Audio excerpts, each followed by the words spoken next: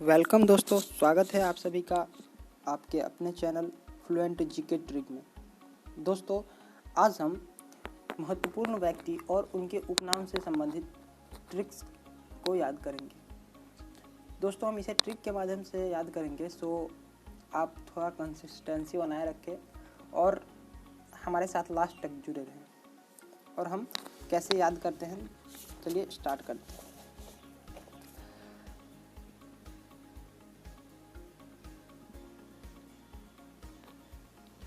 चलिए स्टार्ट करते हैं। सबसे पहला जो है वो है नंगा फ़कीर। तो नंगा फ़कीर किसको बोलते हैं हम? देखिए, नंगा फ़कीर महात्मा गांधी को बोला जाता है।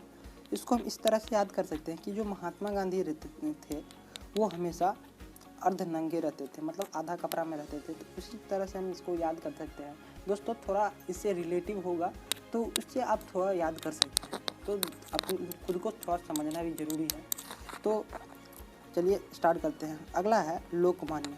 लोकमान्य किसको बोला जाता था दोस्तों? लोकमान्य बाल गंगाधर तिलक को कहा जाता है। अच्छा, इसको इस तरह से याद कर सकते हैं कि एक ट्रेन चलती है लोकमान्य तिलक करके। लोकमान्य तिलक करके एक ट्रेन चलती है और इधर भी है तिलक, तो लोकमान्य तिलक और बाल गंगाधर तिलक तो दोनों सेम हो जाते हैं। तो इसको हम इस तरह से याद कर सकते हैं। ठीक है दोस्तों। अगला है जेपी और जयप्रकाश नारायण। तो देखिए, जेपी का फुल फॉर्म हो जाएगा जयप्रकाश नारायण। तो इसको इस तरह से सिंपल है ये, तो इसको कोई ट्रिक इसका हो ही नहीं सकता। उसके बाद अगला है देशबंधु। और किसको कहा जाता था देशबंधु? चित्तरंजन दास को। तो दोस्तों, इसको हम इस तरह से याद कर सकते हैं कि चित्त, देखिए इधर 1 मिनट होता है, इधर चित्त, तो चित्त से हो गया हमारा मीत। और मित्र किसको बोलते हैं? अरे तुम मेरा मित्र हो, मतलब मित्र को बोलते हैं। मित्र मतलब हो गया क्या? बंधु। वही हो गया ना, मित्र बंधु सखा। तो चित्त मित्र और मित्र से हो गया बंधु। तो देश बंधु चित्तरंजन दास। तो इसको हम इस तरह से याद कर सकते हैं।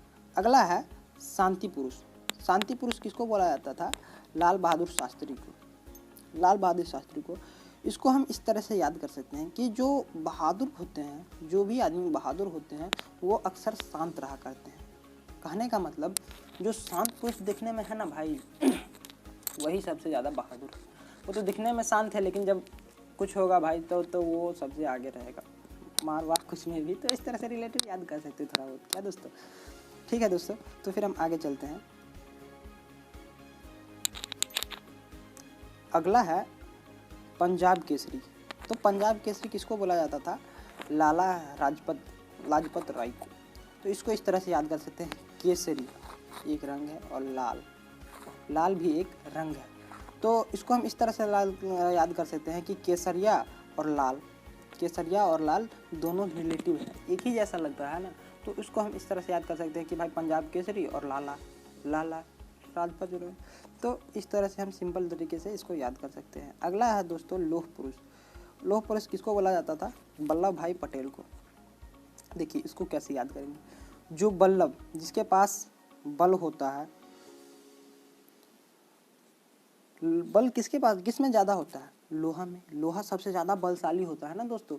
तो जो लोहे के समान हो वही तो बल्लभ होगा, वही लोहा में ही ना बल है। तो इसको तो इस तरह से याद कर ही सकते हैं ना दोस्तों। और नहीं याद करते तो भाई रट्टा मार लीजिए, उसका कोई ऑप्शन नहीं। ठीक है दोस्तों, तो अगला चलते हैं, हम अगला देखते हैं। अगला है भारत का नेपोलियन। अच्छा, नेपोलियन किसको बोला जाता है? समुद्रगुप्त को बोला जाता है। अच्छा, इसको इस तरह से याद कर देखिए कि नौ से होता है क्या? नाव होता है ना जी। अब पौ से क्या होता है? पानी। तो और नाव और पानी कहाँ रहता है? दोनों रहते हैं समुद्र में ही। तो इसी तरह से हम इसको याद कर सकते हैं कि नेपोलियन में नाव और पानी जैसे उच्चारण आते हैं शुरू में, तो उसको हम इस तरह से याद कर सकते हैं। नाव और पानी कहाँ रहते हैं? समुद्र में। तो हम इसको सिंपल तरीके से इसमें याद कर सकते हैं। अगला है उड़न परी किसको बोला जाता है? पीटी उषा को। भाई जब किसी को तुम पीटोगे तो क्या होगा? उड़ जाएगी ना भाई वहाँ से। तो भाई पीटना मना है, नहीं तो उड़न परी हो जाए। तो पीटी उषा जी थी, कोई आता था पीट देता था भाई, तो अपना उड़ जाती थी। सॉरी दोस्तों, मेरा उद्देश्य याद करना है चीज़ों को, किसी का उपहास करना नहीं। अगला है मिस्टर क्लीन। अच्छा, मिस्टर क्लीन किसको बोला जाता था? राजीव गांधी को। तो भाई राजीव, इधर से लास्ट में वर्ड आता है जीव, तो जीव जो है ना हमेशा क्लीन होता था। जो राजीव जी थे उनका जीवे क्लीन था, इसीलिए उसका मास्टर क्लीन। जीवा पे कोई गलत शब्द नहीं आते थे इनके, और हमेशा जीव जो भी बात रहता था वो क्लीन रहता था। इस तरह से हम इसको याद कर सकते हैं। तो अगला है, उसके बाद देखते हैं दोस्तों। नेक्स्ट है दोस्तों बिहार का गांधी। बिहार का गांधी किसे बोला जाता था? डॉक्टर राजेंद्र प्रसाद। दोस्तों जो राजेंद्र प्रसाद थे, एक्चुअली हम बिहार से बिलोंग करते हैं, तो हमारे बिहार के गांधी और नेहरू जो थे, हम इन्हीं को मानते थे, डॉक्टर राजेंद्र प्रसाद को। इसीलिए बिहार का गांधी कौन है? डॉक्टर राजेंद्र प्रसाद। इसको हम इस तरह से सिंपल याद कर सकते हैं।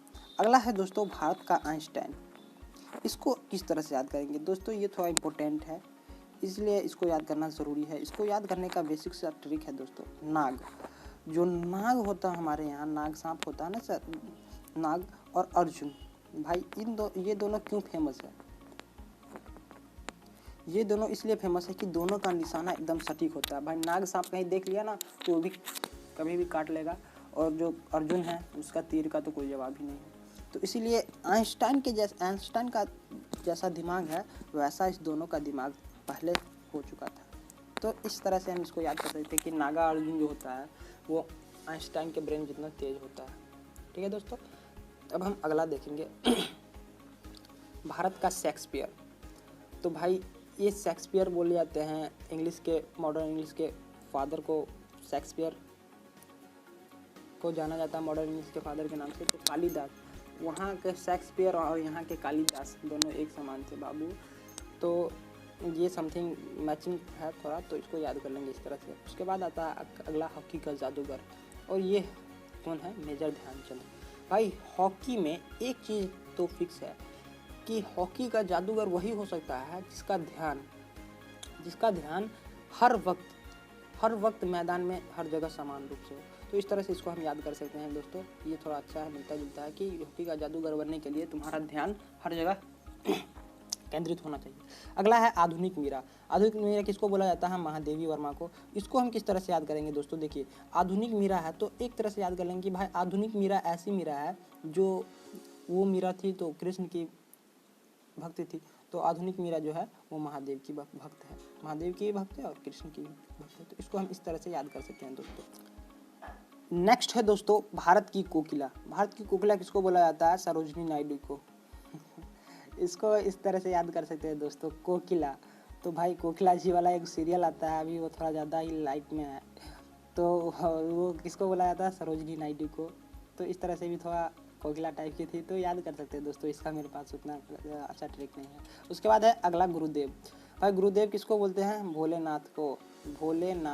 भोलेनाथ ही हमारे गुरुदेव हैं, तो इसीलिए हम इसको याद कर सकते हैं कि गुरुदेव रविंद्रनाथ टैगोर, भोलेनाथ टैगोर। तो ऐसे याद कर लेंगे समटाइम, ये थोड़ा मिलता जुलता है दोस्तों। ठीक है, तो अगला है शहीद आजम। शहीद आजम किसको बोला जाता है दोस्तों? सरदार भगत सिंह को।